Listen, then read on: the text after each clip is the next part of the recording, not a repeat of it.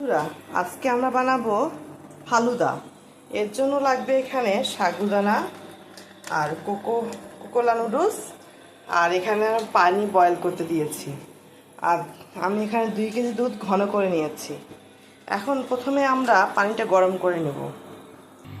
পানিটা এখন ফুটে আসছে।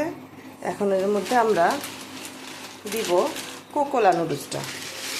দেখো, কোকোলা নুডলস দিলাম। এরপরে দেব সাগুদানা। এই দুটো আমরা একটু বয়েল করে নেব।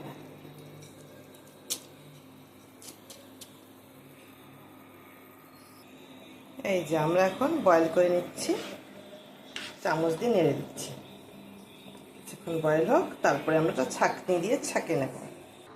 এখন আমরা সাগুদানা আর কোকোলা নুডলসটা ছেঁকে নেব সুন্দর করে। দেখো কত সুন্দর পানি বেড়ে যাচ্ছে। এখন আমি একটু পাউডার দুধ মিক্সড করব, তাহলে ফালুদাটা সুন্দর হবে, ঘন হবে। পাউডার দুধ মিক্সড করলাম, নাড়বো। এখন সাগুদানা আর নুডলসটা দিয়ে দিব দুধের মধ্যে। আস্তে সাবধানে দিতে হবে। এখন একটা অঘটন ঘটতো বন্ধুরা, আমি পরিষ্কার করে আসতেছি তোমার সামনে। ফালুদা সাগুদানাটা দুধের মধ্যে দিয়ে দিলাম। দেখো টেক্সচারটা কি ফাইন আসছে। এখন এটা আমরা কিছুক্ষণ জাল করব। জাল করার পরে চিনি দেব। এখন আমরা পরিমাণ মতো চিনি দিয়ে দেবো, যতটুকু প্রয়োজন। যে যতটুকু মিষ্টি খায় অতটুকু চিনি দেবে, বাস। এখন নাড়া দিব।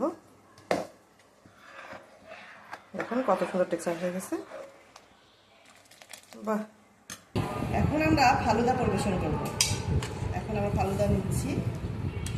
দুধের মধ্যে আমরা সাগুদানা আর কোকোলা নুডলস জাল দিয়ে চিনি দিয়ে জাল দিয়েছি।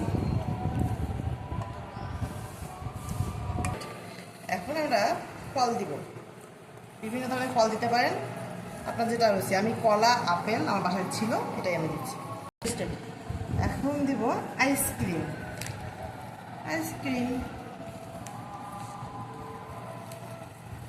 এখন দিচ্ছি রুয়াবজা, কলিজা ঠান্ডা করা। এই যে হয়ে গেল আমাদের মজাদার ফালুদা। বাসায় বানাবেন আর খাবেন।